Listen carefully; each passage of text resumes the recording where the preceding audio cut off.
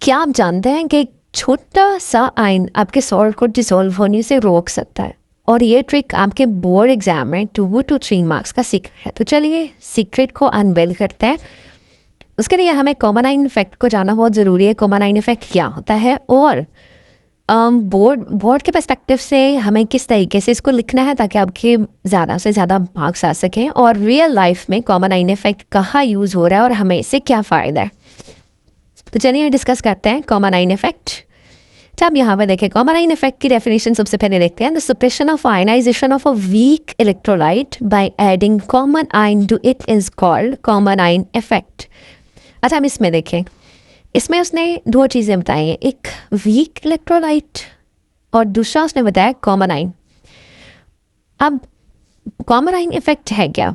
कभी भी कोई भी एक वीक इलेक्ट्रोलाइट है, जब भी आप उसमें कॉमन आयन ऐड करते हैं तो कॉमन आयन के ऐड होने से जो वीक इलेक्ट्रोलाइट है उसकी आयनाइजेशन रुक जाती है। इन सिंपल वर्ड्स अगर मैं इसको एक्सप्लेन करूँ तो कॉमन आयन इफेक्ट ऐसा इफेक्ट है जिसे हम कोई एक सॉल्ट ऐड करते हैं जो कॉमन आयन रखता हो, और पहले से मौजूद जो भी इलेक्ट्रोलाइट होगा या कोई भी सोल्यूशन है तो वो आपका सही से डिसॉल्व नहीं होगा, मतलब उसकी सॉल्युबिलिटी सप्रेस हो जाएगी, रुक जाएगी। एग्जाम्पल के थ्रू इसको समझते हैं, आपको बहुत ज़्यादा समझ आएगी। आपने कभी भी बोर्ड के अंदर जब डेफिनेशन लिखनी है तो उसकी एग्जाम्पल तो आपको लाजमी लिखनी है, ठीक है।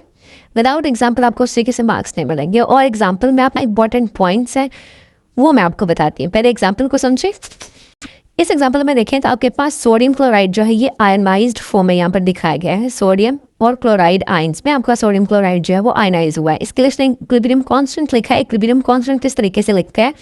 प्रोडक्ट्स जो है इनकी कंसंट्रेशन, उनको डिवाइड करते हैं हम रिएक्टेंट की कंसंट्रेशन के साथ। तो ये आपके पास उसने इक्विलिब्रियम कांस्टेंट लिख दिया Kc।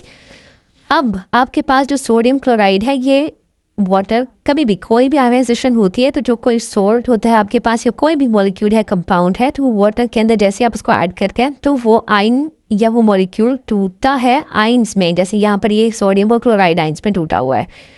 तो अब अगर हम इसमें एक और सॉल्ट ऐड करते हैं, जो मैंने स्टार्ट पे एक लाइन बोली थी कि अगर आप कोई भी छोटा सा सॉल्ट ऐड कर देंगे तो उससे आपका जो प्रीवियस जो भी ऑलरेडी सोल्यूशन है उसकी सॉल्युबिलिटी रुक जाएगी। कैसे रुकेगी? अब यहाँ पर फॉर एग्जांपल सोडियम क्लोराइड तो सोल्यूशन में सॉल्युबल है, ठीक है, क्योंकि वो यहाँ पर अपने आयन पे कन्वर्ट हुआ है, तो इसका मतलब है कि वो डिसॉल्व हुआ है।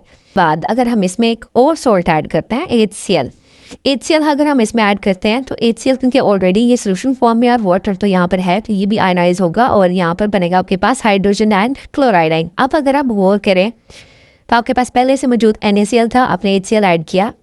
NaCl के आयंस में देखें तो क्लोराइड आयंस बने थे। HCl जब आयनाइज हुआ तब भी क्लोराइड बने। तो अभी आपके पास ये जो है NaCl की रिएक्शन में और HCl की रिएक्शन में आपके पास क्लोराइड आयन जो है ये कॉमन आयन है।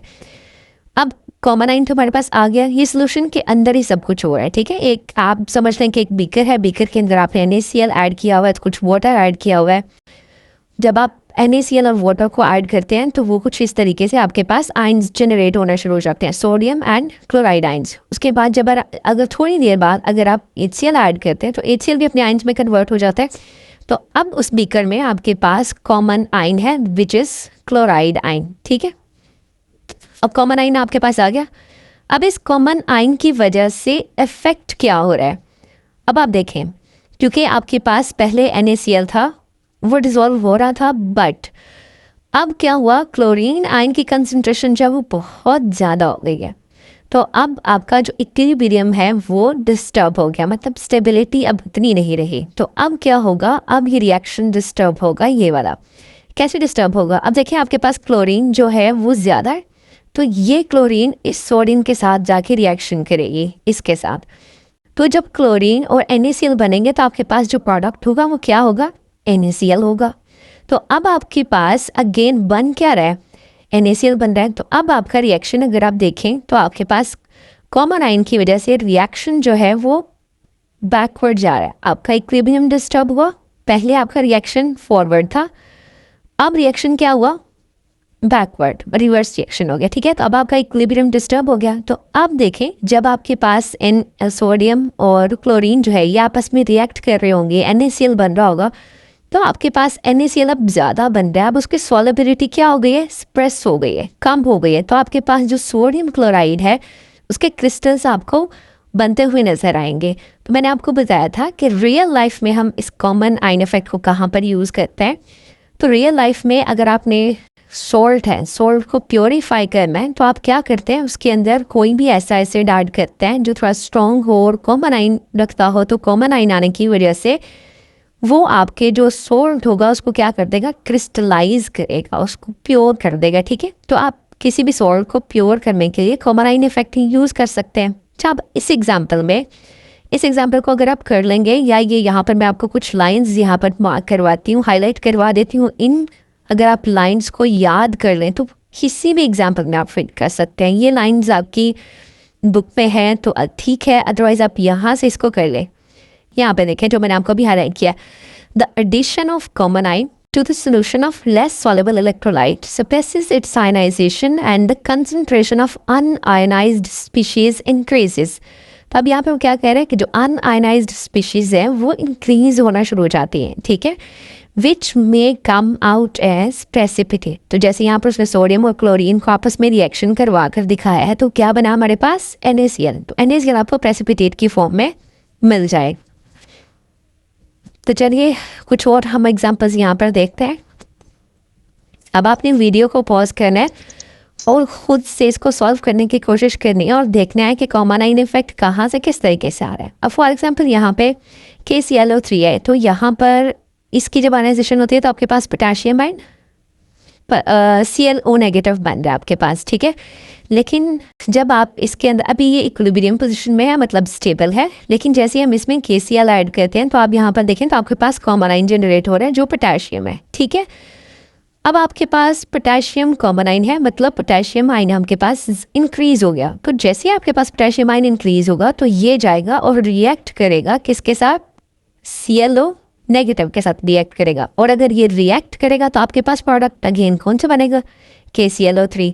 तो अभी भी जो KCl है इसके एडिशन की वजह से आपके पास KClO3 की जो सॉलिबिलिटी थी वो क्या हो गई है, सप्रेस हो चुकी है। अभी मैंने इसको थोड़ा शॉर्ट फॉर्म में एक्सप्लेन किया क्योंकि मैंने आपको लास्ट जो अभी एग्जांपल दिए, प्रीवियस एग्जांपल, वो मैंने आपको काफ़ी एलेबोरेट करके बताई है। वहाँ पर अगर आप जो पैराग्राफ मैंने आपको नोट करवाया वही अगर आप इसी एग्जांपल में कोट कर देंगे और ये एग्जांपल का कॉन्सेप्ट याद रखेंगे तो आपके लिए बहुत ज़्यादा आसान हो जाएगा। अच्छा, अब सेकेंड एग्जाम्पल देखेंगे। यहाँ पर आपके पास H2S आयनाइज होता है तो हाइड्रोजन आइन बनाता है और साथ H2 नेगेटिव आइन बनाएगा।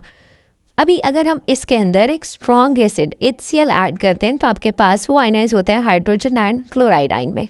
तो अभी अगर आप देखें तो यहाँ पर जो कॉमन आइन बन रहा है वो कौन सा है, मैं आपको यहाँ पर हाईलाइट कर देती हूँ। हाइड्रोजन जो है वो कॉमन आइन है।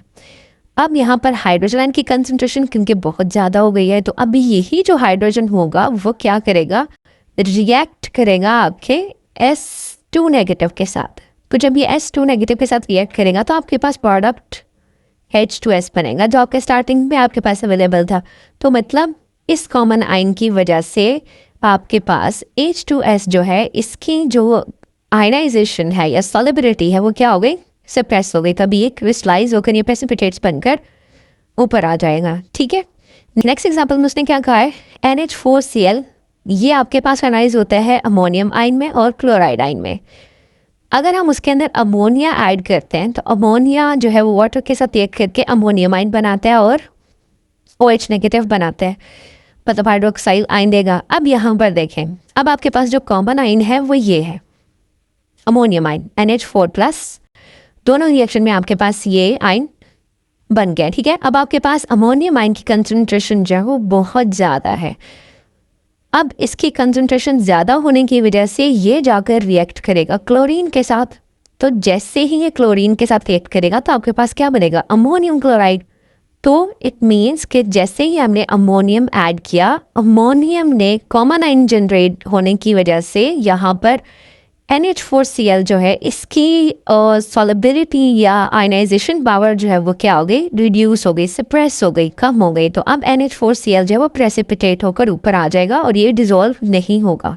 ठीक है, ओके, नेक्स्ट वीडियो में मैं आपको बताऊंगी एक और केमिस्ट्री ट्रिक जो बोर्ड में बार बार आती है। अगर मिस नहीं करना चाहते तो अभी लाइक कर दें, चैनल को सब्सक्राइब कर लें और बेल आइकन प्रेस कर लें। Thank you.